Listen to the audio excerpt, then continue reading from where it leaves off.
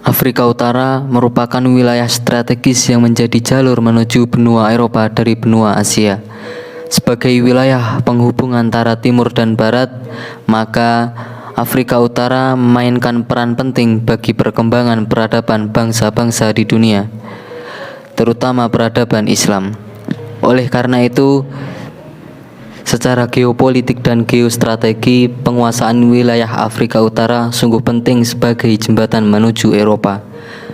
Menurut Akmal Hawi, dakwah dan penyebaran Islam di Afrika Utara ini telah dimulai sejak Khalifah Umar bin Khattab pada tahun 634 sampai 644 Masehi yang mengutus Amr bin As untuk menguasai Mesir. Panglima Amr bin al-Ash yang memimpin pasukan kaum muslimin menjelajahi Afrika Utara setelah sebelumnya membebaskan Mesir dari cengkeraman tangan Bizantium Romawi Timur. Di bawah perintah Khalifah Umar bin Khattab di Madinah, pasukan Amr bin al-As berhasil menguasai Cyrenaica pada tahun 642 Masehi. Tripolitania ditaklukkan pada tahun 647 Masehi. Setelah berhasil membebaskan Mesir dan mendapatkan izin Khalifah Umar bin Khattab, Amr bin As beserta pasukannya meneruskan ekspedisi ke wilayah Afrika Utara. Setelah wilayah Maghribi di bawah kendali Islam, maka lengkaplah kawasan Islam terbentang dari Maghribi di barat sampai India di sebelah timur. Kemudian dilanjutkan pada pemerintahan Utsman bin Affan, tepatnya pada tahun 35 Hijriah, mencapai beberapa kawasan Tunisia dan dilanjutkan pengembangannya oleh daulah-daulah yang berkuasa pada masa kemudian. Selanjutnya, pemantapan pembebasan wilayah Islam di Afrika Utara dilanjutkan oleh daulah Umayyah. Setelah penduduk asli Afrika Utara memohon kepada orang-orang Arab untuk membebaskan mereka dari kekuasaan semena-mena Al-Zaitun, Muawiyah menanggapi permohonan mereka dengan mengirim pasukan tentara di bawah pimpinan Uqbah bin Nafi. Panglima Uqbah bin Nafi kemudian memimpin pasukan muslimin untuk membebaskan Fezzan pada tahun 663 Masehi. Namun, pasukan kaum muslimin menghadapi perlawanan sengit dari bangsa Berber. Akibatnya, pergerakan ekspedisi militer kaum muslimin di Afrika Utara sempat mengalami kemandekan. Menyadari posisi penting Afrika Utara dalam ekspedisi Futuhat melawan kekuatan Bizantium Romawi, akhirnya pasukan dalam jumlah besar dikerahkan untuk menguasai provinsi Romawi di Tunisia pada tahun 670 Masehi.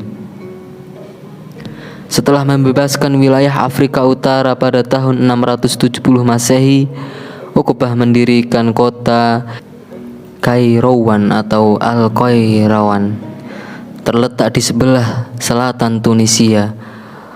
Kota Kairouan difungsikan sebagai basis militer untuk membebaskan Kartago yang dipertahankan garnison Bizantium Romawi.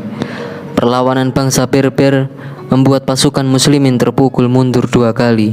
Namun, dengan memanfaatkan pasukan Berber yang telah masuk Islam untuk ikut berperang, pasukan kaum muslimin dengan kekuatan lebih besar akhirnya berhasil membebaskan Kartago pada tahun 693 Masehi dan kemudian bergerak ke Maroko pada 710 Masehi.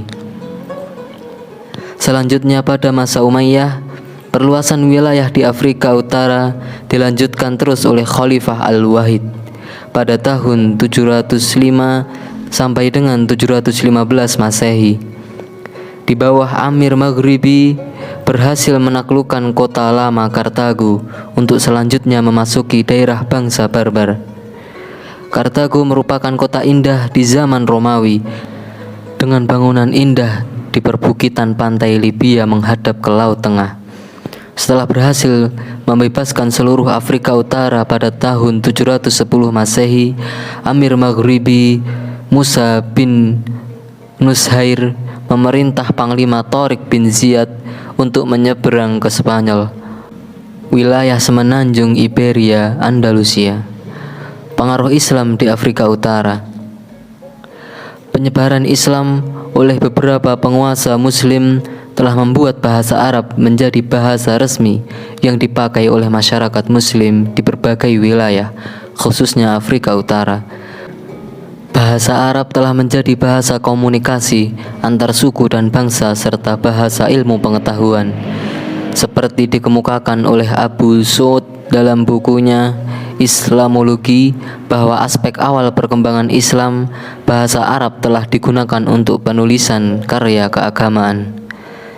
Setelah Nabi wafat, bahasa Arab telah mampu menjadi bahasa masyarakat Persia, Palestina, Mesir, Tunisia, Aljazair, dan Maroko.